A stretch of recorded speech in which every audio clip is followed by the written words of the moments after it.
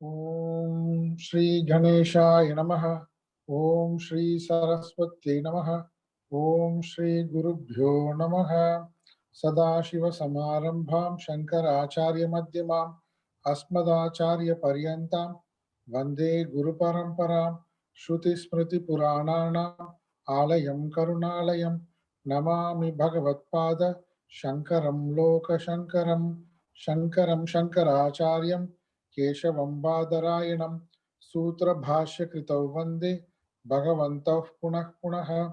समस्तजनकल्याणे निरतं करुणामयं नमामि चिन्मयं देवं सद्गुरुं ब्रह्मविद्वरं। सद्गुरुं ब्रह्मविद्वरं। गीता ध्यान श्लोकम சேர்ந்து சொல்லலாம். ஓம் பார்த்தாய பிரதிபோதிதாம் भगवता नारायणेन स्वयं व्यासेन ग्रथितां पुराणं मुनिना मध्ये महाभारतम् अद्वैतामृतवर्षिणीं भगवतीम् अष्टादशाध्यायिनीम् अम्ब त्वामनुसन्ततामि भगवद्गीते भवद्वेषिणीम् भगवद्गीते भवद्वेषिणीम्। நம்ம இன்னைக்கு 62 63 படிக்கலாம். ஆனா அதுக்கு முன்னாடி அர்ஜுனுடைய கேள்வி இருக்கு பாருங்க. அந்த கேள்விதான் இப்போ இருக்க கான்டெக்ஸ்ட் ரொம்ப ரொம்ப முக்கியம். அந்த கேள்வியே மறந்துடக்கூடாது. அந்த கேள்வி எத்தனாவது ஸ்லோகத்துல இருக்கு? 52 53 54 அர்ஜுனுடைய கேள்வி எடுத்துக்கலாம். என்ன கேட்கிறேன் பாருங்க. அர்ஜுன உவாச்ச ஸ்தித பிரக்ஞஸ்ய கா பாஷா. சரி, இது நம்ம மறுபடியும் தெளிவா இந்த கேள்வி படிச்சிடலாம். சமாதிஸ்தஸ்ய, சமாதி நிலையில் இருக்கின்ற ஸ்தித பிரக்ஞஸ்ய கா பாஷா. சமாதி நிலையில் இருக்கின்ற ஸ்தித பிரக்ஞனுடைய நிலை எப்படிப்பட்டது? அவருடைய மனம் புத்தி. இங்க ஒருத்தரை பத்தி யாரை பத்தியாவது கேட்கறோம்னு என்ன அர்த்தம்னா, அவருடைய மைண்டை பத்தி தான் கேட்கிறோம். அவர் எப்படிப்பட்டவர்? அப்படிப்பட்டவர்னா அவருடைய குணநலன்கள், அவருடைய மனது, அவருடைய புத்தி, எப்படிப்பட்ட அறிவு இருக்கு, எப்படிப்பட்ட மனது இருக்கு அவருக்கு, அதை தான் கேட்கிறோம். இங்க அதை புரிஞ்சுக்கிறோம் நம்ம. சரி, சமாதிஸ்தஸ்ய ஸ்தித பிரக்ஞஸ்ய, சமாதி நிலையில் இருக்கக்கூடிய அந்த மனிதனுடைய லட்சணம் எப்படி? சமாதி நிலை அப்படி எப்படி இருப்பார்? ஸ்தித பிரக்ஞன் எப்படி இருப்பார்? அதுக்கப்புறம் சமாதியிலேருந்து வெளியே வந்தாச்சு. வெளியே வந்து இந்த உலகத்தோட அவர் பல்வேறு வகையாக தொடர்பு கொள்கிறார் அவருடைய டியூட்டிக்கு தகுந்தபடி. அப்போ அவருடைய நிலை எப்படிப்பட்டது? ரெண்டா பிரிச்சுக்கிறோம் நம்ம. ஒண்ணு, அவர் சமாதி நிலையில இருக்கும்போது அவர் எப்படி இருக்காரு, சமாதியிலிருந்து வெளியே வந்த பின்னாடி இந்த உலகத்தோட இருக்கும்போது எப்படி இருக்காரு. இந்த உலகத்தோட எப்படி இருக்காருன்னா, உலகத்துல நம்ம என்ன பண்ணுவோம்? பொதுவா 4 பேரோட பேசுவோம், நடந்துப்போம், இருக்கு இல்லையா? எப்படி நடந்துப்போம்? அது மாதிரிதான் இவர் கேட்கிறார். அவர் என்ன மாதிரி பேசுவார், எப்படி நடந்து கொள்வார்? ரெண்டு பாட்டை நம்ம பிரிச்சுக்கலாம் இந்த அர்ஜுனுடைய கேள்வியை. இப்போ அந்த சமாதி நிலையில் அவள் எப்படி இருப்பான்ற கேள்விக்குதான் இங்க அடுத்த பாட்டுல பதில் சொன்னார் பகவான் கிருஷ்ணர். சொன்னார் பாருங்க, சர்வான் காமான் மனோகத்தான், மனதில் இருக்கக்கூடிய அனைத்து விதமான ஆசைகளும் பிரஜகாத்தி, நன்றாக விட்டு. அப்படின்னா எண்ணங்களே அற்று சமாதி நிலையில் அவர் எப்படி இருப்பாரு? இந்த உலக விஷயங்கள் பற்றிய எந்த எண்ணமும் அற்று இருப்பார். சரி, எண்ணமற்று இருப்பார்னா அப்போ என்ன? எண்ணமே இல்லாம எண்ணமற்று இருப்பது நமக்கு தெரிஞ்சது தூக்கம்தான். தூக்கத்துல எண்ணமே இல்லை, உலகத்தை பத்திய சிந்தனையே இல்லை. அந்த மாதிரி இது தூக்க நிலையாது சமாதி நிலை அப்படின்னா? அப்படி கிடையாது. அவர் எப்படி இருக்காருங்க? எல்லா எண்ணங்களையும் விட்டு ஆத்மனா துஷ்டக, தன்னிடத்து தானே, தன் ஆத்மஸ்வரூபத்திடத்து நிலை பெற்று இருக்கிறார். ஓகேங்களா? நிலை பெற்று இருக்கிறார். ஆத்மனி ஏவ துஷ்டகன்னு இருக்கு பாருங்க. துஷ்டக என்ஜாய்மெண்ட், ஆனந்தம். அவ்வளவு ஆனந்தமாக தன் சொரூப நிலையில் இருக்கின்றார். அப்போ வெளி உலகத்தை பொறுத்து அவருடைய சொரூபம் அந்த ஆனந்தம் இல்லை.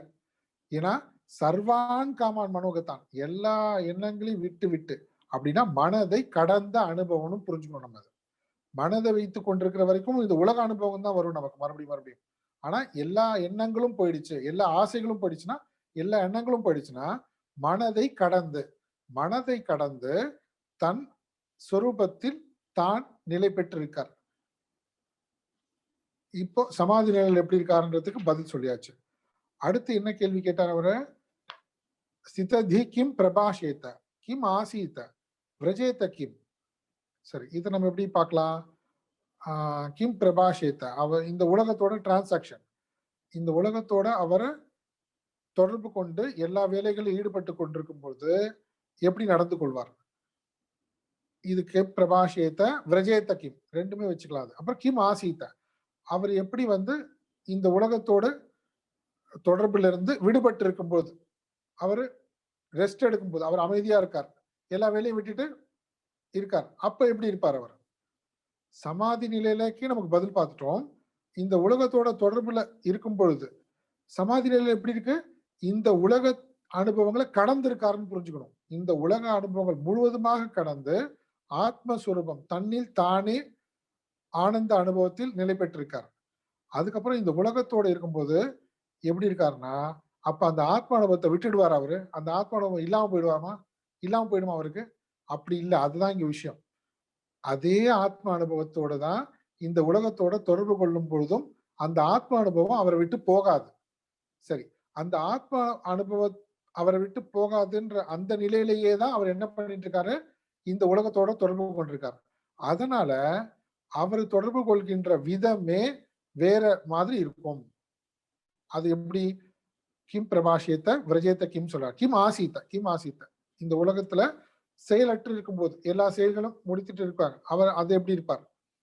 அதுக்கு பதில் தான் நம்ம அடுத்த ஸ்லோகங்களை பார்க்கிறோம். நம்ம துக்கேஷு அனுத்விக்னமனாக, துன்பங்கள் வரும்பொழுது அனுத்விக்னமனாக அவருடைய மனது என்ன பண்ணாது? கலங்காது. அப்புறம் ராக சுகேஷு விகத ஸ்பிருக, துன்பம்ன்றது என்னது? துக்கம். அதாவது துக்கம் ஏறும்பொழுது கலங்குவதில்லை, சுகம் ஏற்படும் பொழுது விகத ஸ்பிருக, இந்த சுகம் எனக்கு நிலைத்திருக்காதா அப்படின்னு சொல்லி பற்றுக்கொள்வதில்லை சுகம் வரும்பொழுது.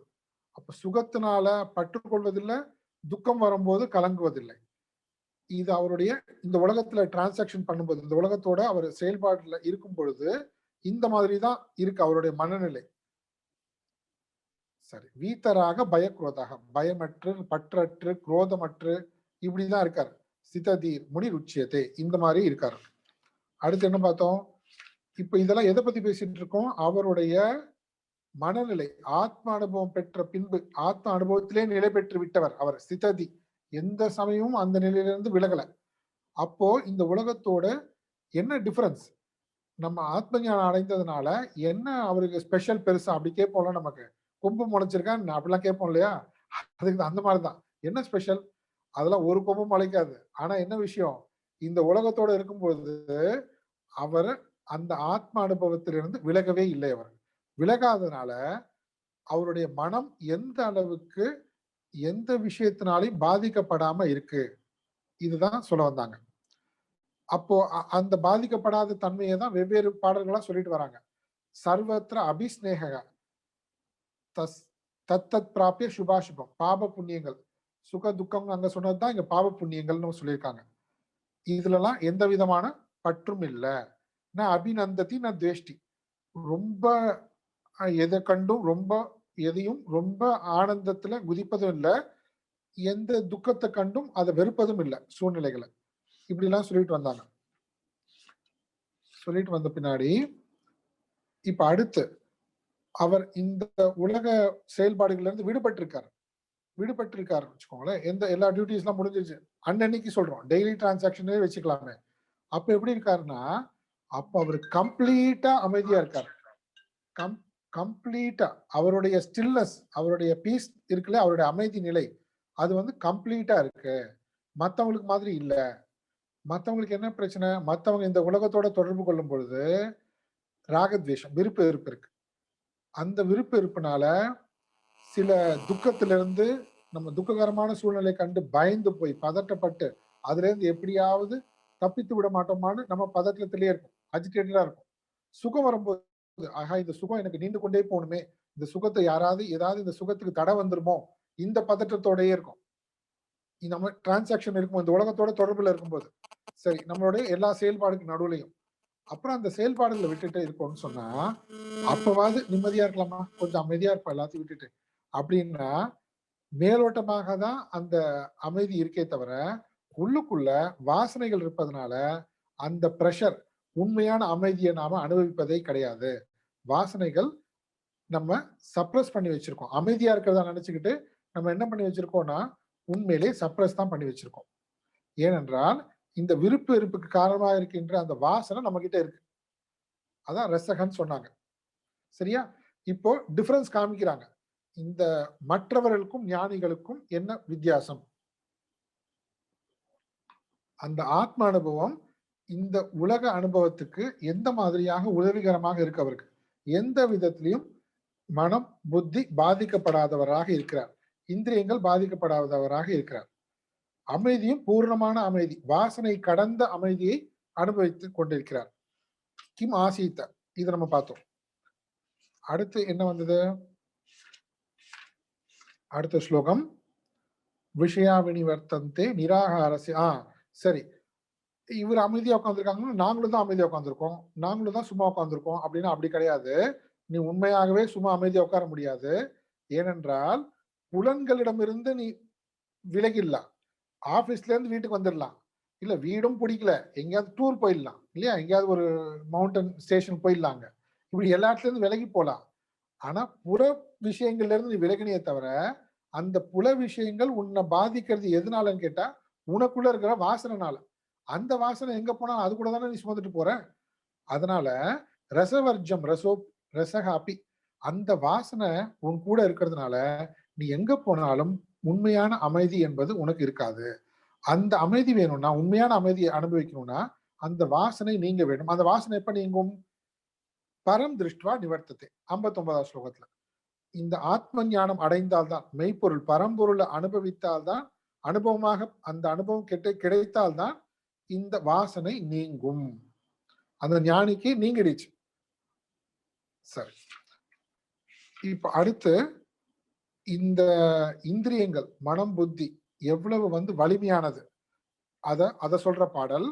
அத சொல்றது என்னன்னா, இந்த இந்திரியங்கள் மனம் புத்திலாம் இந்த சாஸ்திர விஷயங்களை தெரிந்து கொண்டு ஆத்ம ஞானம் அடையணும்னு முயற்சி செய்கின்ற விபஷ்சிதக அவர்களுடைய மனதை கூட இந்திரியங்கள் கவர்ந்து கொண்டு சென்றுவிடும். இந்திரிய பொருட்களிடத்து அதை இழுத்துட்டு போயிடும். இந்திரியங்கள் மனதை கொண்டு போய்விடும் அப்படின்னு சொல்றாங்க. சரி, அதை சொல்லிட்டு தானி சர்வாணி சம்யமிய. ஆகவே சாதகர்கள் என்ன பண்ணும்? வாசனைகள் இருக்கு சாதகர்களுக்கு, அந்த வாசனையினால உண்மையான அமைதி அனுபவிக்க முடியாது. அதனால அந்த வாசனைகளை சாதாரணமா முயற்சி செஞ்சாலும், மேலோட்டமாக முயற்சி செஞ்சாலும் பலன் கொடுக்காது. அப்ப எப்படி தப்பிக்கிறது? யுக்த ஆசீத மத்பரக தானி சர்வாணி சமயமியக. இறைவனை பிடித்து கொள்ள வேண்டும்.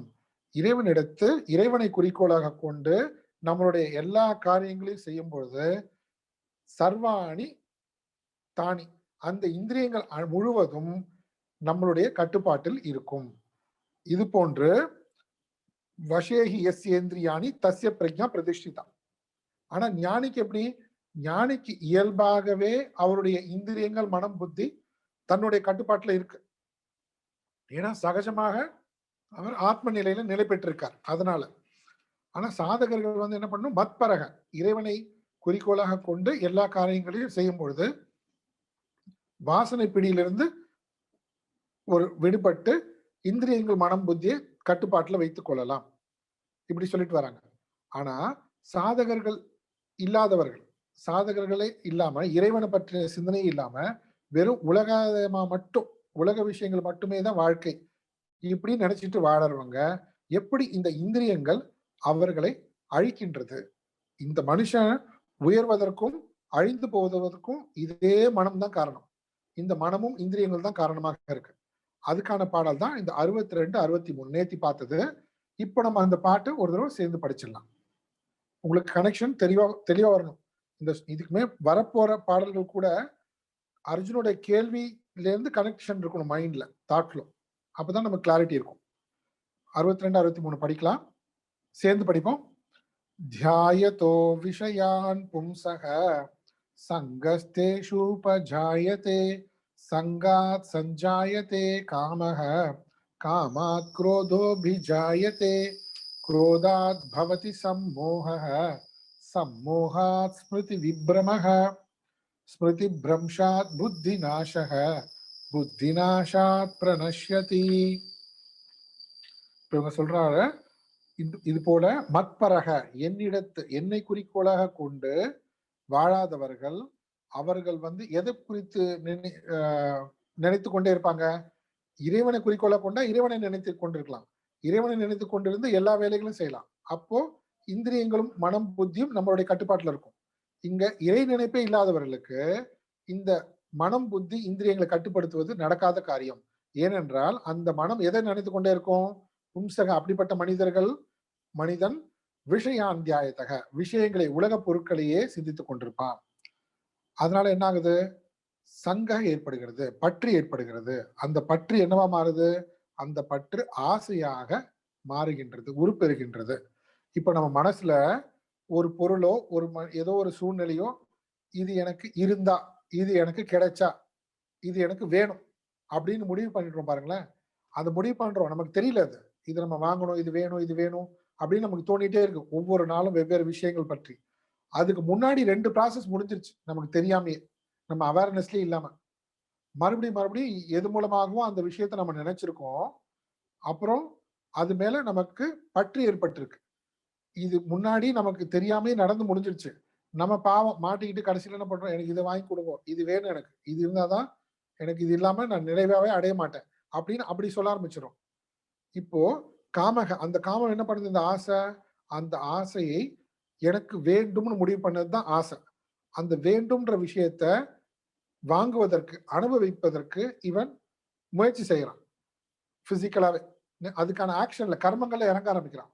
அந்த கர்மங்கள்ல இறங்க ஆரம்பிக்கும் போது அந்த ஆசையை நிறைவேற்றுவதற்கு தடையாக இருக்கிற விஷயத்துல கோபம் ஏற்படுகிறது. கோபம் ஏற்பட்டு அந்த கோபத்தினால சம்மோகம் ஏற்படுகிறது. தன்னிலை மறந்து விடுகிறார். விவேக அறிவு போயிடுச்சு. பிரித்தறிகின்ற தான் யாரு, தன்னுடைய சூழ்நிலை என்னன்றத மறந்துடுறான். சம்மோகா ஸ்மிருதி பிப்ரமக அவனுடைய ஞானம், அவன் பெற்ற அனுபவ ஞானம், படிப்பு, அறிவு, கல்வி, அவனுடைய உயர்ந்த குணங்கள் எல்லாமே அவனை விட்டு போயிடுச்சு. மறந்து விட்டான், எல்லாத்தையுமே மறந்துட்டான். ஸ்மிருதி பிப்ரமக அவனுடைய ஞாபக இடத்துல இருந்து போயிடுச்சு எல்லாமே. ஸ்மிருதி பிரம்ஷாத் புத்தி நாசக இப்படி எல்லா குணங்களும், கல்வி, அறிவு, ஞானம் எல்லாம் போயிடுச்சுன்னா புத்தியே போயிடுச்சு. புத்தி அழிஞ்சிடுச்சுன்னா மனிதனே அழிந்து விடுகிறான். இப்படி சொல்லி புரிய வைக்கிறாங்க. அடுத்து என்ன? அடுத்தது வரக்கூடிய விஷயம் 64வது ஸ்லோகம். சரி, 64 இல்லையா? கரெக்ட், 64 நம்ம பார்க்கலாம். ராகத்வேஷ வியுக்தைஸ்து ராகத்வேஷ விமுக்தைஸ்து. ஓகே, அங்க விமுக்தான் இருக்கு, நம்ம புக்ல வியுக்தான் இருக்கு. வியுக்தனே படிக்கலாம். ராகத்வேஷ வியுக்தைஸ்து ராகத்வேஷ வியுக்தைஸ்து விஷயானிந்திரியைஷ்சரன் விஷயானிந்திரியைஷ்சரன் விஷயானிந்திரியைஷ்சரன் விஷயானிந்திரியைஷ்சரன் ஆத்மவஷ்யைர்விதேயாத்மா ஆத்மவஷ்யைர்விதேயாத்மா ஆத்மவஷ்யைர்விதேயாத்மா பிரசாதமதிகச்சதி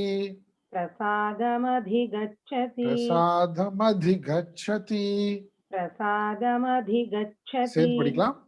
ராகத்வேஷ வியுக்தைஸ்து விஷயானிந்திரியைஷ்சரன் ஆத்மவஷ்யைர்விதேயாத்மா பிரசாதமதிகச்சதி.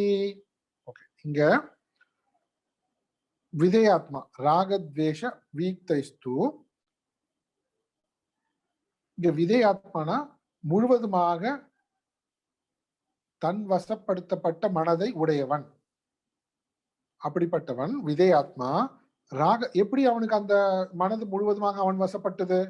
எப்படி வசப்பட்டதுன்னா ராகத்வேஷ வியுக்தைகி விருப்பு வெறுப்புகள் இன்றி, அவனுடைய விருப்பு வெறுப்புகள் முழுவதுமாக போய்விட்டது. அதனால மனது அவனுடைய கண்ட்ரோலுக்கு வந்துருச்சு. சரி, இப்போ அந்த விருப்பு வெறுப்புகள் எங்க இருந்தது? இந்திரியங்களிடத்து இருந்தது.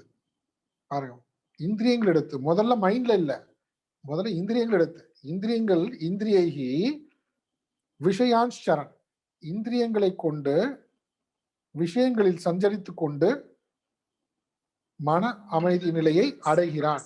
மன அமைதி நிலையை அடைகிறான். இப்ப என்ன என்ன பார்த்துட்டு வந்தோம்? இவரு இதே இந்திரிய விஷயங்கள் எடுத்துதான் அவருக்கும் உலகம் வந்து காமன் தான். யாருக்கு? ஞானியா இருந்தாலும் சாதகர்களா இருந்தாலும் 2 பேருக்குமே இந்த உலகம் பொதுதான். பஞ்சேந்திரியங்கள் இருக்கு, பஞ்சேந்திரிய விஷயங்கள் இருக்கு. அதை தான் அனுபவிச்சாகணும். ஆனா இங்க என்ன டிஃபரன்ஸ்?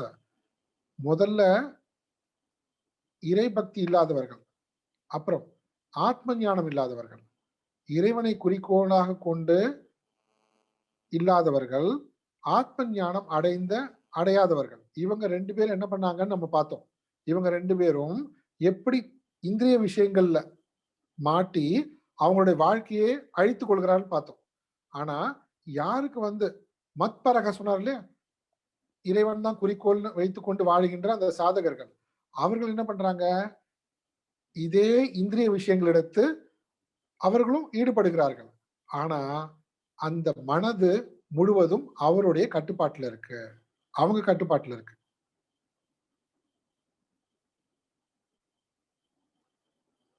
டிஃபரன்ஸ் என்ன 2 பேருக்கும்? அதாவது ஆத்ம ஞானம் அடையாதவர்களுக்கும் இந்த இறைவனை குறிக்கோளாக இல்லாதவர்களுக்கும், பொதுவா உலக விஷயத்தை மட்டுமே அது பின்னாடியே போயிட்டு இருக்கிறவங்களுக்கு, அவங்க வந்து அந்த உலக விஷயங்களே மாட்டி தங்களே அழித்துக் கொள்கிறார்கள். அப்படின்னா முழுவதுமாக இந்திரியங்கள், மனம், புத்தி அவங்களுடைய கட்டுப்பாட்டுல இல்ல. இந்திரியங்கள் என்ன பண்ணுது? விருப்பு வெறுப்போட ஒவ்வொரு விஷயங்களையும் அவங்களுக்கு அவங்களுடைய மனது அந்த பொருள் எடுத்து இழுத்து கொண்டு போய் விடுகிறது. இங்க அதான் சொல்றாங்க. ஆனா இவர் எப்படிப்பட்டவன்? இந்த சாதகன், இந்த மத்பரகன்னு சொன்னார் இல்லையா, தானி சர்வாணி சம்யம்ய யுக்த ஆசித்த மத்பரக, என்னை குறிக்கோளாக கொண்டு உன்னுடைய வாழ்க்கையை நடத்தி சொல்றான் பாருங்க. அவங்களுடைய விருப்பு வெறுப்புகள் கண்ட்ரோல்ல இருக்கு. இந்திரியங்கள் விருப்பு வெறுப்புகளுக்கு கட்டுப்பட்டு, அந்த விருப்பு வெறுப்புகள்ல இருந்து விடுபட்டு, ராகத்வேஷ வியுக்தைஸ்து முழுவதுமாக விடுபட்டு, விருப்பு வெறுப்புகள் விடுபட்டு, அவங்களுடைய மனது அவங்க கிட்டயே இருக்கு. அவங்க என்ன நினைக்கிறாங்களோ அந்த இடத்துல இருக்கு. அவங்க என்ன நினைக்கிறாங்க? இறைவனை குறிக்கோளாக கொண்டு வாழ்கிறார்கள். அவ்வளவுதான். அப்போ தங்களுடைய கடமைகளை செய்யும் பொழுது, அந்த எல்லா விதமான செயல்பாடுகள்ல செய்யும் பொழுது, அந்த செயல்பாடுகள்ல எந்த விதமான விருப்பு வெறுப்புகளோட அவர்கள் இல்ல. இதான் விஷயம். விருப்பு வெறுப்புகளோட இல்லாதனால அவங்களுடைய மனது எங்க கான்சென்ட்ரேட் பண்ணுது? அவங்களுடைய கடமைகளை மிக சரியாக செய்கிறது. அப்போ அந்த கடமையில இருந்து ஏதாவது எதிர்பார்ப்பு இருக்கா? அதுவும் இல்ல. அது யாருக்காக செய்றோம்? மத்பரக ஈஸ்வரனுக்காக செய்கிறோம். இங்க நம்ம டாபிக் வந்து எப்படி இந்திரியங்கள், மனம், புத்தி நம்ம கட்டுப்பாட்டுல இருக்கும்போது நம்ம வாழ்க்கை நிலை எப்படி இருக்கு? அது கட்டுப்பாட்டுல இல்லாத போது நம்மளுடைய வாழ்க்கை எப்படி இருக்கு? இங்க உலக விஷயங்களை பத்தி விஷயமே இல்ல. இங்க உலக விஷயங்கள் வந்து செகண்டரி தான். இந்த உலக விஷயங்களை அனுபவிக்க கூடாது, எல்லாத்தையுமே நம்ம துறந்துடணும், விட்டுட்டு போயிடணும் அப்படிலாம் சொல்லவே இல்லை. நேத்தி பார்த்த விஷயத்த தவறா புரிந்து கொள்ளக்கூடாது. இங்க அதனாலதான் சொல்றாங்க, இந்திரியைகி விஷயாசரன், இந்திரிய விஷயங்கள்லயே சஞ்சரித்து கொண்டிருக்கான். அப்படி சஞ்சரித்து கொண்டிருந்து, ஆனா பிரசாதம் அதிகச்சதி, அவன் இங்க பிரசாதம்னு சொல்றது அமைதி, அமைதியை அடைகின்றான். ஓகேங்களா?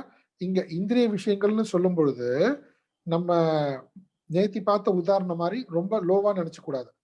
எப்படின்னா சும்மா நம்ம தேவையில்லாத ஐட்டத்தை வாங்குறோம் போறோம் அப்படிலாம் இருக்கு இல்லையா, அது வந்து என்னன்னா வாழ்க்கையில போக பொருட்களை மட்டுமே குறிக்கோளாக கொண்டு இருக்கிறவங்களை பத்தி பேசுனது.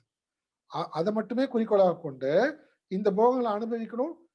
அந்த இந்திரியங்கள், மனம், புத்தி எல்லாம் எப்படி போதோ போட்டோம். துக்கம் வரும்போது அப்படியே சோர்ந்து போய் உட்காந்துருது. அப்புறம் இன்பம் வரும்போது அனுபவிக்கிறது. இப்படியே தான் இருக்கும் வாழ்க்கை முழுக்க. இப்ப பாக்குறது என்னன்னா, இவங்களும் இந்த உலகத்துல தான் வாழ்ந்தாகணும். ஆனா அவங்களோட குறிக்கோள் என்னவா இருக்குன்னா, இந்த போக பொருட்கள் இன்பமே குறிக்கோள் கிடையாது. இறைவன் குறிக்கோள். அப்போ இறைவன் கொடுத்த வாழ்க்கை, இறைவன் கொடுத்த டியூட்டிஸ். இப்ப என்ன ஆகுது? எல்லாமே ஒரு உயர்ந்த குறிக்கோளுக்காக, இறைவனுக்காக செய்யும்போது, இந்த உலக விஷயங்கள் எந்த அளவுக்கு அவங்களுக்கு தேவையோ, அவங்களுடைய கடமையை செய்வதற்கு. அவங்களுடைய கடமை வீட்ல இருக்கக்கூடிய கடமையா இருக்கட்டும், சமுதாயத்துல இருக்கக்கூடிய கடமையா இருக்கட்டும், பிசினஸ், ஆபீஸ் வேலையா இருக்கட்டும். எங்க இருந்தாலும் அந்த இந்திரிய விஷயங்கள் எப்படி இருக்கும்? இந்திரிய விஷயங்கள் எடுத்து அவங்களுடைய இந்திரியங்களும், மனமும் கட்டுப்பாடோட இருக்கும். எது தேவை, எவ்வளவு தேவை, அவ்வளவு மட்டும் தான் பயன்படுத்துவாங்க. ஓகேங்களா? இது இது கம்யூனிகேட் ஆச்சா என்ன விஷயம்னு? அப்போ இங்க வந்து நம்மகிட்ட எவ்வளவு பொருட்கள் இருக்கு, எத யூஸ் பண்றோம், காஸ்ட்லி திங்ஸ் யூஸ் பண்றோமா, ரொம்ப சீப்பா யூஸ் பண்றோமா, இவங்க நல்லவங்களா, இவங்க கெட்டவங்களா, இதெல்லாம் விஷயமே கிடையாது. இப்போ பணக்காரங்க, ஏழை, மிடில் கிளாஸ் இந்த பிரச்சனையே கிடையாது. யார் யாருக்கு எந்தெந்த நிலையில அவங்களுடைய திறமைக்கு தகுந்தபடி, இறைவன் கொடுத்த திறமைக்கு தகுந்தபடி வாழ்க்கை அமைத்துக் கொள்கிறார்களோ, அந்த வாழ்க்கை முறையில அவங்களுக்கு தேவையான, கடமைக்கு தேவையான, கடமைக்குட்பட்டு எந்தெந்த விதமான உலக விஷயங்கள் தேவைப்படுகிறதோ, அவசியமாகிறதோ, அதெல்லாம் தன்னால அவங்களுக்கு வரும். அவங்க வரும். அத வந்து அவங்க முறைப்படி சரியாக பயன்படுத்துவாங்க. அவங்களுடைய கடமைக்காக. ஏன்? இது இறைவனுடைய காரியம். மத்பரக. மத்பரகன்றது இதுதான் புரிஞ்சுக்கணும். இது இறைவனுடைய காரியம். அவர் பெரிய பிசினஸ் மேனா இருக்கலாம். இல்ல ஆபீஸ்ல வேலை செய்றவரா இருக்கலாம். கடவுளுக்கு பயந்து வாழு. இப்படிலாம் சொல்றோம் பார்த்தீங்களா? அது பயந்து வாழல. அது குறிக்கோளா வச்சுட்டு வாழறாங்க. அவ்வளவுதான் டிஃபரன்ஸ். இறைவனோட அவங்களோட ரிலேஷன்ஷிப்பே மாறுது. மத்பரகனா இறைவனுக்காக தான் இந்த வாழ்க்கை. இறைவன் கொடுத்த வாழ்க்கை. அது குடும்பமா இருந்தாலும், வேலையாக இருந்தாலும். இங்க ஒரு விஷயத்துல தப்பா புரிந்து கொள்ள வாய்ப்பு இருக்கு. அததான் நான் மறுபடியும் சொல்றேன். இங்க நம்ம என்ன புரிஞ்சுக்க கூடாதுன்னா, ஆன்மீகம் இந்த மாரி விஷயங்கள்னு சொல்லும்போது, எந்த விதமான ஆம் ஒரு இந்திரிய விஷயங்களோட தொடர்பே வச்சுக்கூடாது. எல்லாத்தையுமே விட்டுட்டு, அப்படியே விட்டுட்டு ஓட்டாண்டியா உட்கார்ந்துருக்கணும். அப்படி கிடையாது. ரொம்ப புவர், ரொம்ப ஏழையா இருக்கணும். எல்லாத்தையும் விட்டுட்டு ஏழையா இருந்தா தான் ஆன்மீகம். அப்படி கிடையாது. இங்க அத சொல்ல வரல. இங்க வந்து இந்த எக்கனாமிக் விஷயத்துக்கும், இதுக்கும் ஆன்மீகத்துக்கும் சம்மந்தமே கிடையாது. யார் வேணாலும் உண்மையான ஆன்மீகத்த பயிற்சி செய்ய முடியும். அந்த உண்மையான ஆன்மீகம்ன்றது எத பொறுத்துன்னா, நம்மளுடைய மனநிலைய பொறுத்து. அந்த மனநிலையில இறைவனை குறிக்கோளாக வைத்துக் கொண்டு வாழும்பொழுது, ஆட்டோமேட்டிக்கா இந்த புலன் விஷயங்கள் இவனுடைய மனத வெளியில இழுத்துட்டு போக முடியாது. இதான் விஷயம். இப்போ இறைவனை குறிக்கோளா வைத்துக் கொள்ளல. இறைவன் தான் இங்க குறிக்கோள்ன்றது மறுபடியும் என்னன்னா, நமக்கும் நம்ம வாழ்க்கைக்கும் இறைவனுக்குமான சம்பந்தத்த புரிந்து கொள்ளுதல். உண்மையிலேயே இந்த உலகத்த படைத்து, இந்த வாழ்க்கைய நமக்கு குடுத்து, நமக்கு தேவையான அனைத்தையும் குடுத்தது இறைவன். அப்போ அவருக்காக தான் நான் எல்லா கடமைகளையும் செய்கிறேன். இந்த புரிதலோட இருக்கிறவன் சாதகன். இப்ப நம்ம சாதகர்கள பத்தி பேசுறோம். ஓகேங்களா? இப்ப அந்த சாதகன் அவனுக்குள்ள இருக்கக்கூடிய வாசனைகள்னால பாதிக்கப்படாம இருக்கான். எப்படி? இந்த இறைவனுக்காக எல்லா காரியங்களையும் செய்யும்பொழுது. அப்படி இல்லன்னா என்ன ஆகும் அவனுக்கு? மறுபடியும் அவனுடைய மனது என்ன பண்ணும்? இந்த இந்திரியங்கள்ல இருக்கக்கூடிய ராகத்வேஷத்தினால இந்திரியங்கள் மனதை இழுத்து கொண்டு போயிடும் வெளியில, போகங்கள் எடுத்து. இவன் மனது ஃபுல்லா போகங்களே தான் நிறைந்திருக்கும். சரி, இந்த டிஃபரன்ஸ் தான் இங்க சொல்றாரு 64ல. இப்போ இந்த சாதகன் இதே உலக விஷயங்கள்ல ஈடுபட்டு கொண்டு எல்லா கடமைகளையும் செய்து கொண்டிருக்கான். ஆனா அவனுடைய மனசு எப்படி இருக்கு? பிரசாதம் அதிகச்சதி. அவனுடைய மனசு அமைதி உற்று இருக்கிறது. இங்க பிரசாதம்னா அமைதி. நம்ம என்ன கேட்கிறோம்? கோயில்ல போனா பிரசாதம் குடுக்குறோம். நமக்கு என்ன தெரியும் பிரசாதம்னா? ஏதாவது ஸ்வீட் குடுப்பாங்க. இல்ல ஏதாவது பொங்கல். இந்த மாரிலாம் பிரசாதம் குடுப்பாங்க இல்லையா? கோவிலுக்கு போனா பிரசாதம் கிடைச்சுதா? அப்படின்னா என்ன அர்த்தம்? கோயிலுக்கு போனா அமைதி கிடைச்சுதா? இறை சிந்தனை வந்தா அமைதி ஆட்டோமேட்டிக்கா வந்துரும். உலக சிந்தனை வந்தா விருப்பு வெறுப்பு வந்துரும். விஷயம் இதான். இங்க பிரசாதம்னு சொல்றது அமைதி. ஆழ்ந்த அமைதியான மனநிலை. அந்த ஆழ்ந்த அமைதியான மனநிலை ஞானிக்கு சகஜமாக இருக்கு. அததான் சொல்ல வந்தாங்க. ஏன்னா, அவருடைய வாசனைகள் இல்ல அங்க முழுவதுமாக. ஏன்? பரம் திருஷ்டுவா நிவர்த்தத்தை, அவர் மெய்ப்பொருளை பார்த்ததுனால முழுவதுமாக நீங்கிடுச்சு. ஆனா சாதகனுக்கு அவன் இன்னும் அந்த மெய்ப்பொருள் இறை அனுபவத்தை அனுபவிக்கல, அனுபவமாக பெறல. அவனுக்குள்ள வாசனை இருக்கு. இப்ப இந்த வாசனைய அந்த சாதகன் எப்படி அந்த வாசனையில பாதிக்கப்படாம இருப்பது, அது சொல்லி கொடுக்குறாரு இந்த பாட்டுல. இது வரைக்கும் அதான் பார்த்தோம். இப்போ இந்த மாதிரி இவன் அமைதியான மனநிலையோட அவனுடைய கடமைகளை இறைவனுக்காக செய்து கொண்டு வரும்பொழுது அவனுடைய மனது தூய்மை அடைந்து ஆத்ம அனுபவம், இறை அனுபவத்துக்கு தகுதி பெற்று விடுகிறது. இறை அனுபவத்துக்கு தகுதி பெற்று அந்த இறை அனுபவத்தையே அடைந்து விடுகிறான். இத சொல்றது அடுத்த பாடல் 65ல. என்னது பார்க்கலாம், என்ன சொல்றாரு பார்க்கலாம் பாருங்க. 65வது பாடல். போன பாட்டு எப்படி முடிஞ்சது? பிரசாதம் அதிகச்சதி, அமைதி நிலையை, அமைதி நிலை, ஆழ்ந்த அமைதி நிலையை உற்றிருக்கின்றான்.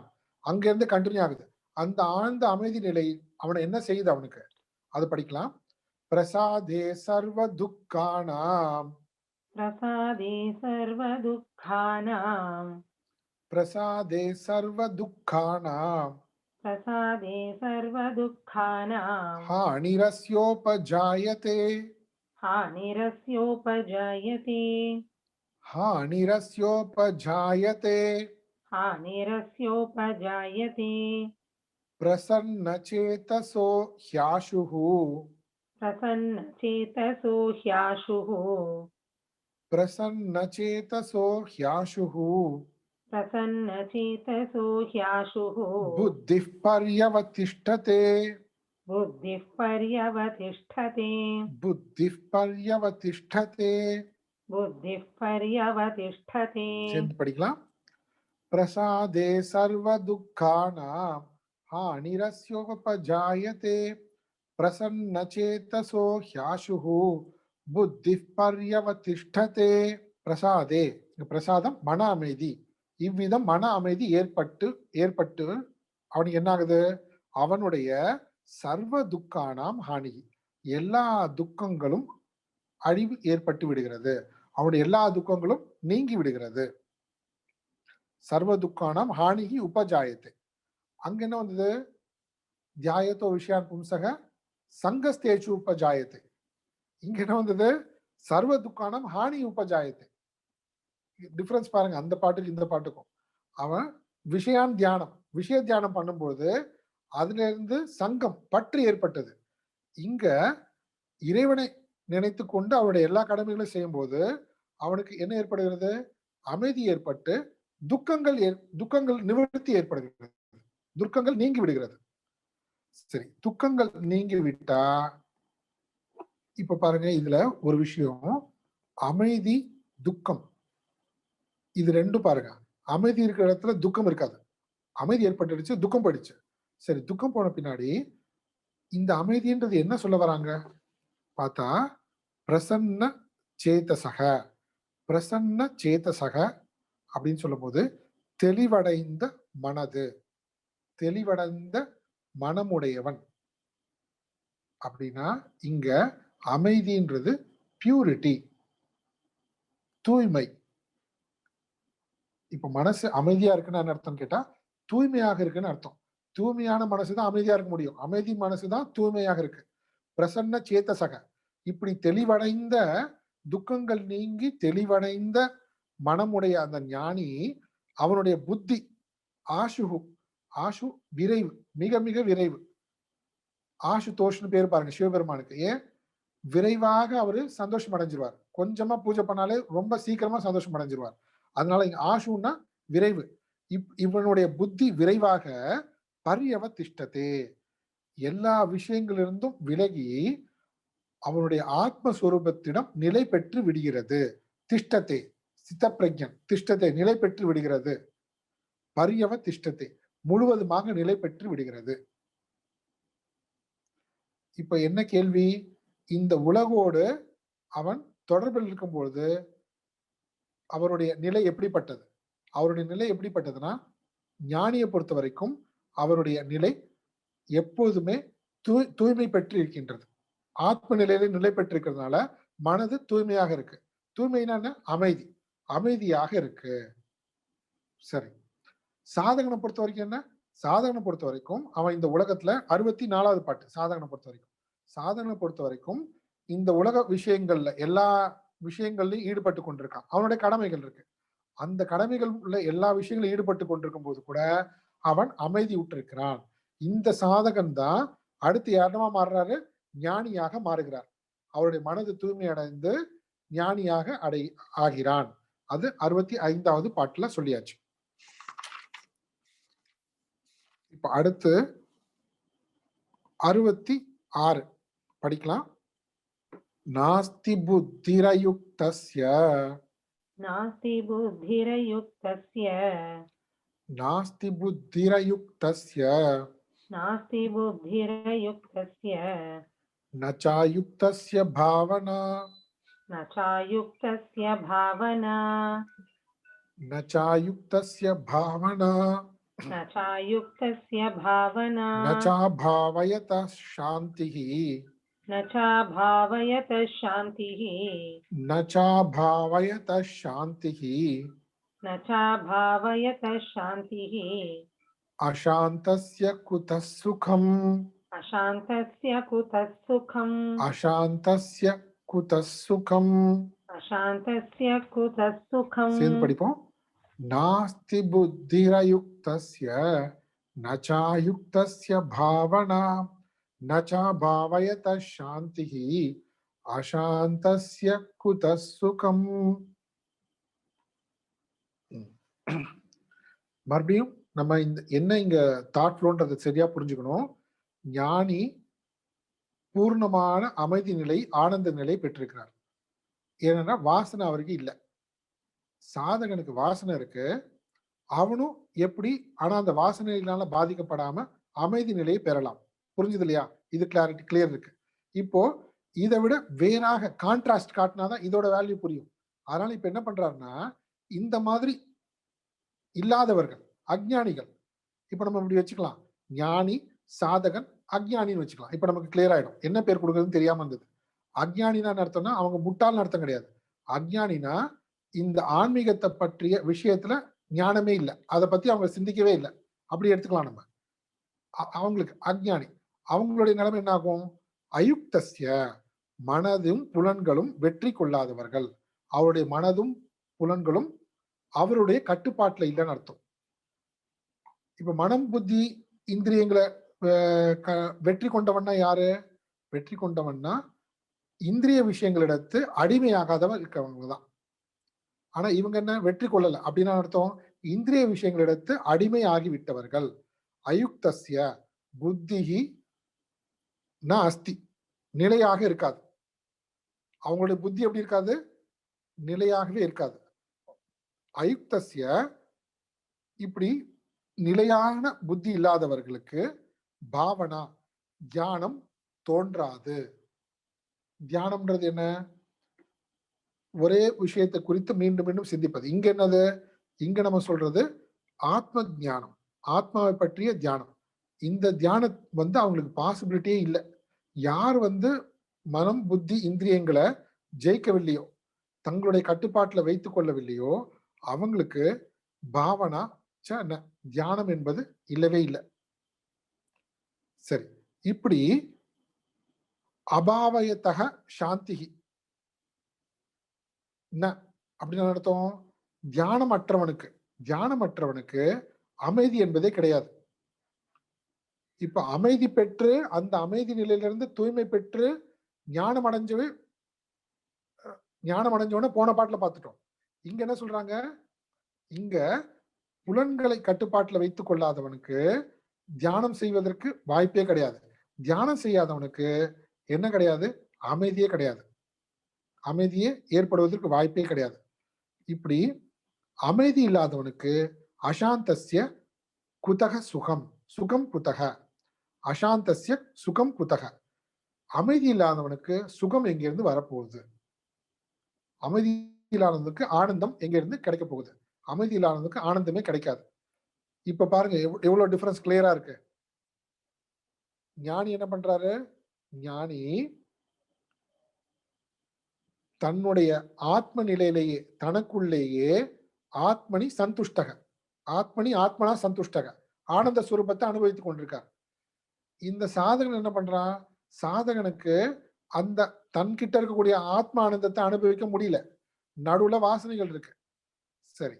அப்படின்னா என்ன பண்ணும்? அந்த வாசனைகள் வாசனையால தூண்டப்பட்டு இந்திரியங்கள் வெளியில போய் இந்திரிய விஷயத்தை எடுத்து மனம் புத்தியை கொண்டு போயிடணும். ஆனா அந்த சாதகன் என்ன பண்றான்? அந்த மாதிரி செய்யல. அவன் இறைவனுக்காக தன்னுடைய எல்லா செயல்களும் செய்யும் பொழுது அந்த வாசனை பிடியிலிருந்து தப்பிக்கிறான். தப்பித்து அவனுக்கு என்ன ஆகுது? இந்திரிய பொருட்களிலிருந்தும் தப்பிச்சிடறான். அப்போ இந்திரியங்களும் மனம் புத்தியும் அவனுடைய கட்டுப்பாட்டுல இருக்கு.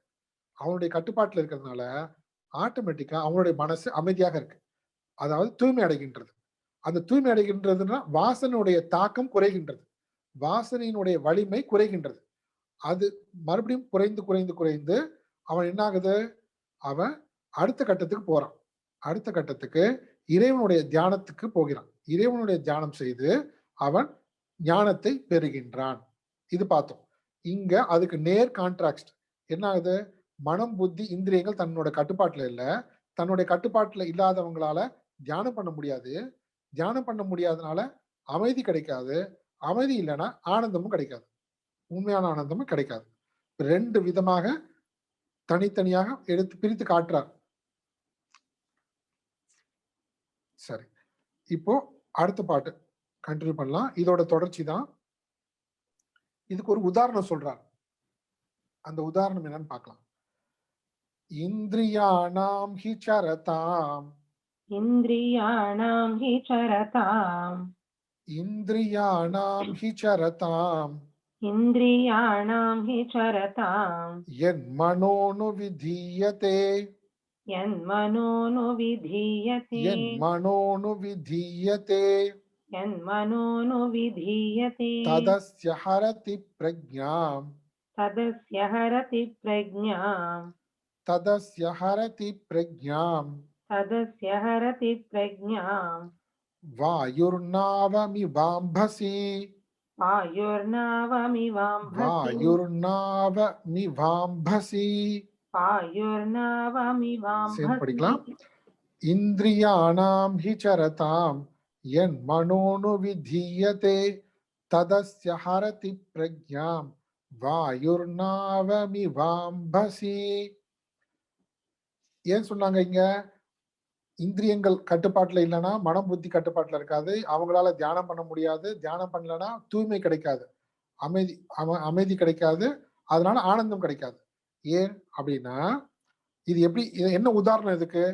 அம்பசி சொல்லும் போது நீர்நிலை, கடல்னு வச்சுக்கலாம், ஆறுன்னு வச்சுக்கலாம். கடல், அந்த கடல்ல போய் கொண்டிருக்கின்ற நாவம், படகு, மிகப்பெரிய படகானது வாயு அரத்தீவ, அந்த படகு காற்று அடித்து கொண்டு போவது போல, கடல்ல போகின்ற படக காற்று, ஒரு புயல் காற்று வருது, அது அடித்து கொண்டு போகுது.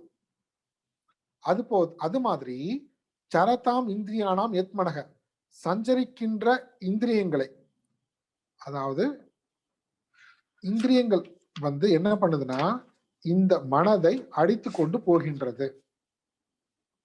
எப்படி காற்று பின்பற்றி தான் அந்த படகு போகும். அது மாதிரி இந்த இந்திரியங்களை பின்பற்றி இந்த மனது போகின்றது. யாருடைய மனது போகின்றதோ தத் அஸ்ய பிரக்ஞாம் ஹரதி, அப்படிப்பட்டவனுடைய புத்தி இந்த உலக விஷயத்திடத்து கவர்ந்து செல்லப்பட்டு விட்டது.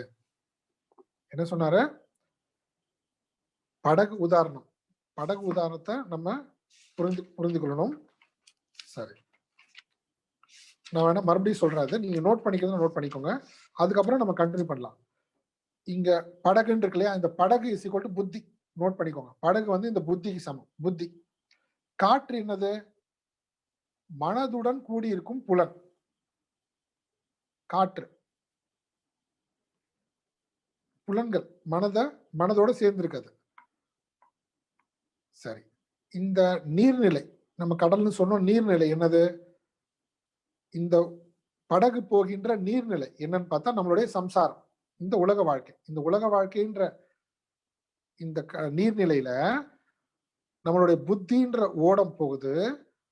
ஓடம் பயணம் பண்ணிட்டு இருக்கு, படகு பயணம் பண்ணிட்டு இருக்கு. அங்க என்ன ஆகுது? மனதோடு கூடிய இந்திரியங்களும் மனமும் சேர்ந்து, அதுதான் அது காற்று. இந்த காற்று அங்க வருது. இந்த காற்று வந்தா என்ன ஆகும்? இப்போ இந்த படகு காற்று போற திசையில போகும். அப்படின்னா இந்திரியங்களும் மனமும் போகின்ற திசையில் இந்த புத்தி போகின்றதுன்னு அர்த்தம். இந்த புத்தி போகிறது. இப்ப புரியுது இல்லையா? இந்த உதாரணம் தான் அது. இப்போ என்ன விஷயம்னா, இந்திரியங்கள், மனம், புத்தி, இதுல யார் வலிமையானவர்களோ அந்த வலிமையானவர்கள் பேச்ச மற்றவர்கள் கேட்கணும். இப்ப இந்திரியத்தை விட எது வலிமை ஜாஸ்தி? மனதுக்கு. மனதை விட எது வலிமை ஜாஸ்தி? புத்திக்கு.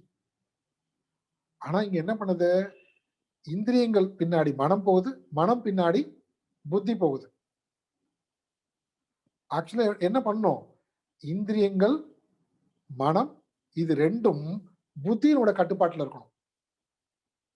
சரி, இங்க புத்தின்றது விவேக அறிவு, அப்படி வச்சுக்கலாம் நம்ம. விவேக அறிவு, எது சரி, எது தவறு, எது நித்தியம், எது அனித்தியம், இதுல தெளிவாக இருக்கிறது புத்தி.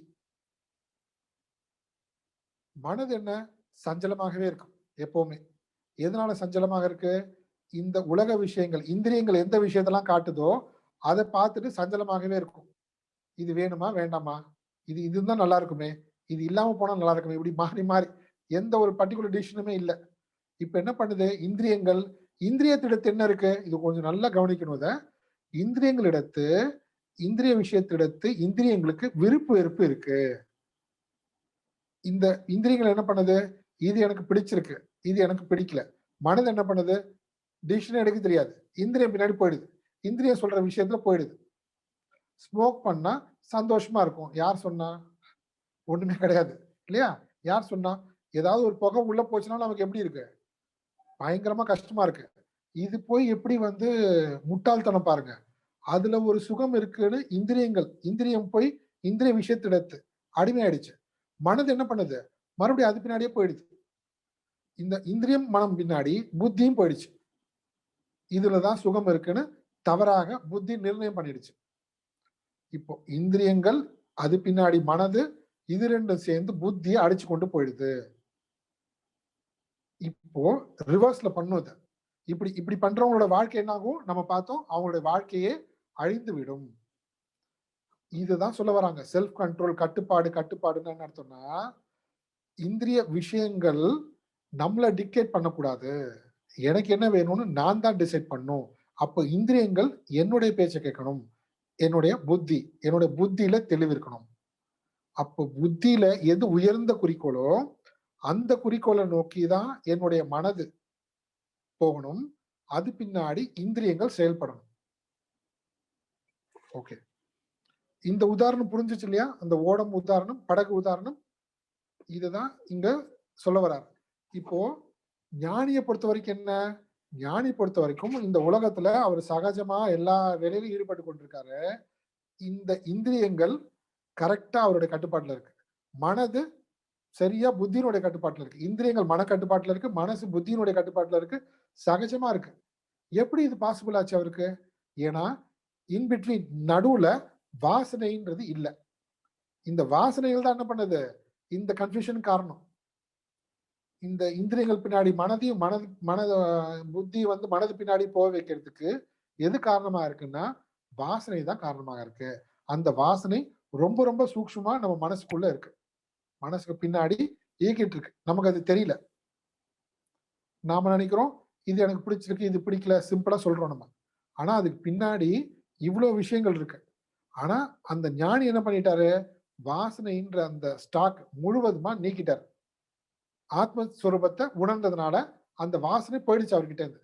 அப்போ பெர்ஃபெக்டா இருக்கு அவரோட இன்ஸ்ட்ருமெண்ட். இந்திரியங்கள், மனம், புத்தி எந்தெந்த விஷயங்கள் என்னென்ன தேவையோ, எந்த மாதிரி டியூட்டிக்கு, அதுல அவர் கரெக்டா பண்ணிட்டு போயிட்டே இருக்காரு.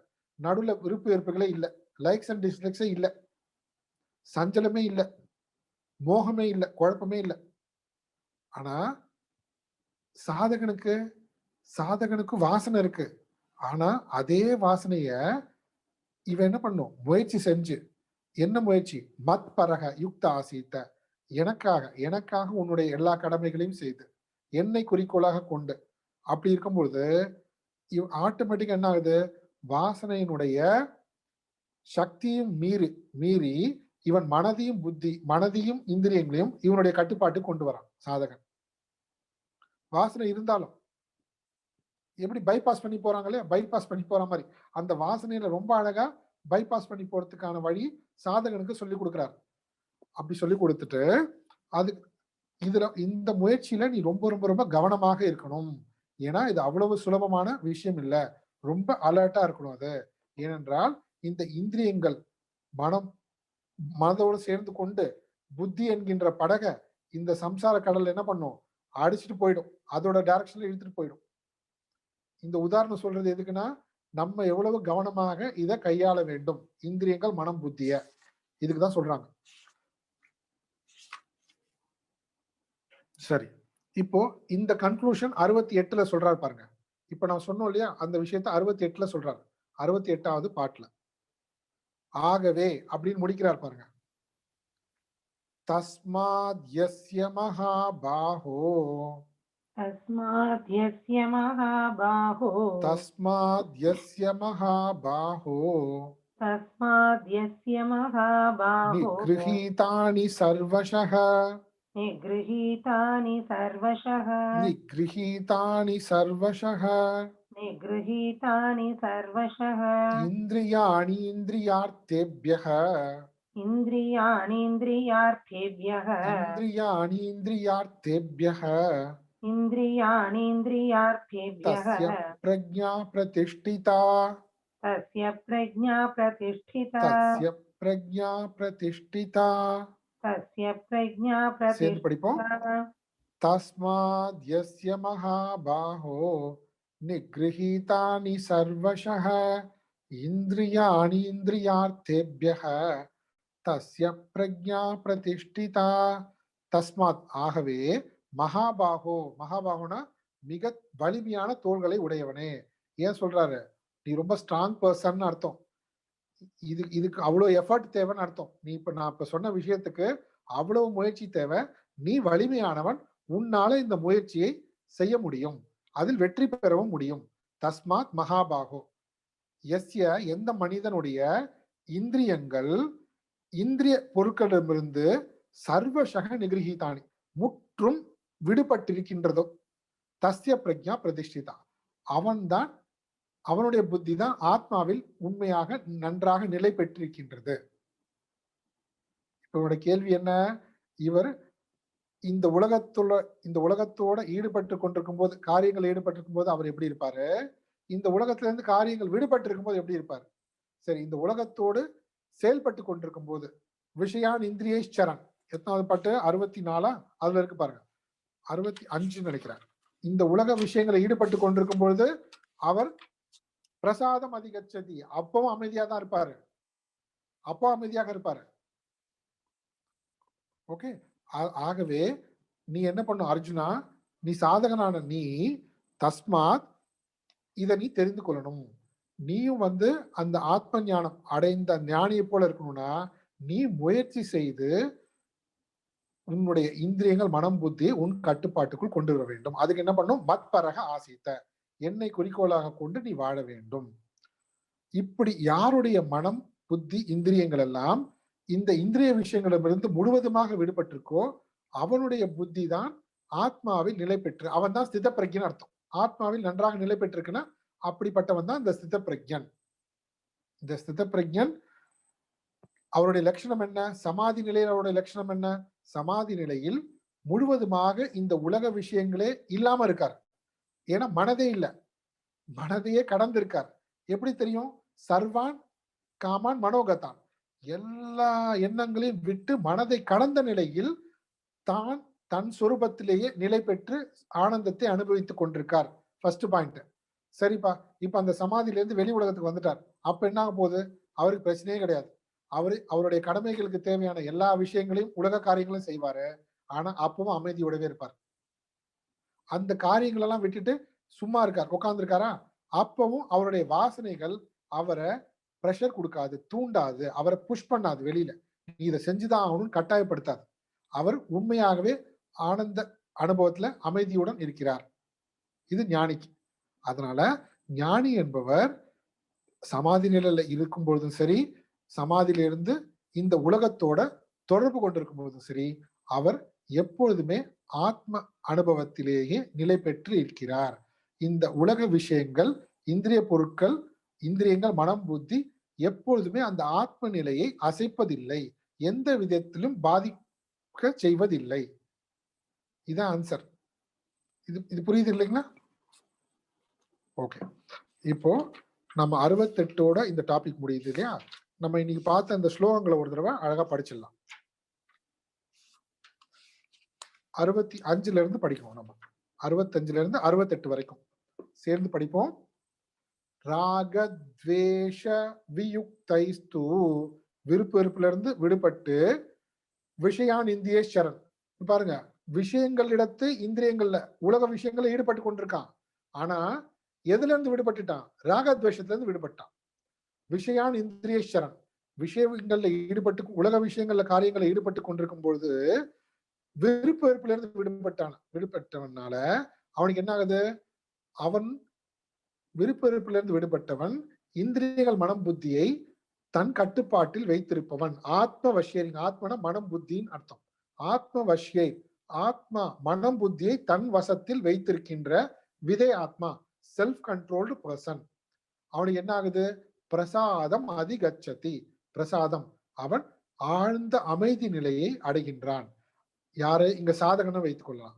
அந்த சாதகன் அமைதி நிலையில் மனது தூய்மை பெற்று சர்வ துக்கானம், எல்லா துக்கங்களிலிருந்தும் விடுபட்டு என்ன ஆகுது? முக்தி நிலையை அடைகிறான். பிரசன்ன சேதசோ ஹாஷு, விரைவில் புத்தி பரியவதிஷ்டதே, ஆத்மா, அந்த ஆத்மாவிடத்து அவனுடைய புத்தி மிக விரைவாக நிலை பெற்று விடுகிறது. பரியவதிஷ்டதே. ஓகே, சரி, அடுத்து 66 தானே? ஓகே, 66ல நாஸ்தி புத்தி, இந்த மாதிரி இல்லாதவர்கள், அதாவது எந்த முயற்சி, இந்திரியங்கள், மனம், புத்திய தங்களுடைய கட்டுப்பாட்டுல கொண்டு வரணும்னு நினைப்பே கிடையாது. ஏன்னா இறைவன், ஆத்ம ஞானம் இதை பத்தி எல்லாம் சிந்திக்கவே இல்லை. உலக போகங்கள் தான் வாழ்க்கை, உலக போகங்களை அனுபவிச்சுட்டு இறந்து போலாம். இப்படிப்பட்ட வாழ்க்கை வாழ்பவர்கள் என்ன பண்றாங்க? நாஸ்தி புத்தி அயுக்தஸ்ய நச்சாயுக்தஸ்ய பாவனா, இல்லைன்னா உண்மையான முயற்சி போடாத சாதகர்கள், அவர்களையும் சொல்லலாம். அவங்களுடைய புத்தி என்ன ஆகுது? அவங்களுடைய மனம், புத்தி அமைதியாக இருக்காது, நிலை பெற்று இருக்காது. அதனால மறுபடியும் வெளியில போகுது. அதனால அவங்களுக்கு என்ன கிடையாது? சாந்தி கிடையாது, அமைதி கிடையாது, மனது தூய்மை அடைவதில்லை. இப்படி அமைதியும் தூய்மையும் இல்லாதவனுக்கு எங்க இருந்து ஆத்ம சுகம் கிடைக்க போகுது? ஆத்ம சுகம் கிடைக்கவே போறது கிடையாது. அனித்தியமான புலன் சுகம் தான் கிடைக்கும், அதுவும் துக்ககரமானதாகவே முடியும். இப்படி இந்திரியானாம் ஹி சரதாம் என் மனோனு விதீயத்தே தஸ்ய ததஸ்ய ஹரதி பிரக்ஞா வாயு நாவம மாவசி, அவனுக்கு சுகமே கிடைக்காது. ஏன்? மறுபடியும் இந்திரியங்கள், மனம், அவனுடைய புத்தியை வெளி உலகத்திலேயே சஞ்சரிக்க வைத்துக் கொண்டு அனித்திய சுகத்தையே அனுபவித்துக் கொண்டு வாழ்க்கையில நிம்மதியே இல்லாம இருப்பான். ஏன்? சுகம் போயிடுச்சேன்னு அவனுக்கு எப்போதுமே சுகத்துக்காக ஏங்கி கொண்டிருப்பவனாகவே இருப்பான்னு அர்த்தம். சரி, 68வது பாட்டுல பார்ப்போம். 68 என்ன? தஸ்மாத், ஆகவே. இப்போ உன்னோட சாய்ஸ் அர்ஜுனா, ஆகவே நீ என்ன பண்ணும்? சாய்ஸ் இல்லை, நான் சொல்றேன் உனக்கு. நீ வலிமை உடையவன், நன்றாக மனது ஸ்ட்ராங்கான மைண்ட் இருக்கவன். நீ என்ன பண்ணு? சர்வசக நிகிரகித்தானே, எல்லாத்தையும் உன்னுடைய கட்டுப்பாட்டுல கொண்டு வந்துரு. இந்திரியாணி, ஏனென்றால் இந்திரியாணி இந்திரியபியக தஸ்ய பிரக்ஞா பிரதிஷ்டிதா, அப்படின்னா யார் எல்லா இந்திரியங்களையும் தன்னுடைய கட்டுப்பாட்டில் வைத்து கொண்டிருக்கிறானோ அவன்தான் ஸ்தித பிரக்ஞன். அதனால தஸ்மாத் மகாபாகம், அதனால நீயும் ஸ்தித பிரக்ஞனாக வேண்டும் என்றால் சாதகனான நீயும் முயற்சி செய்து இப்பொழுதே அதற்கான முயற்சியை தொடங்குவாயாக. நம்ம இன்னைக்கு இதோட முடிச்சுக்கலாம். ஓம் பூர்ணமத பூர்ணமிதம் பூர்ணாத் பூர்ணமுதச்யதே பூர்ணஸ்ய பூர்ணமாதாய பூர்ணமேவாவசிஷ்யதே. ஓம் சாந்தி சாந்தி சாந்தி. ஹரி ஓம் ஸ்ரீ குருப்யோ நமः. ஹரி ஓம்.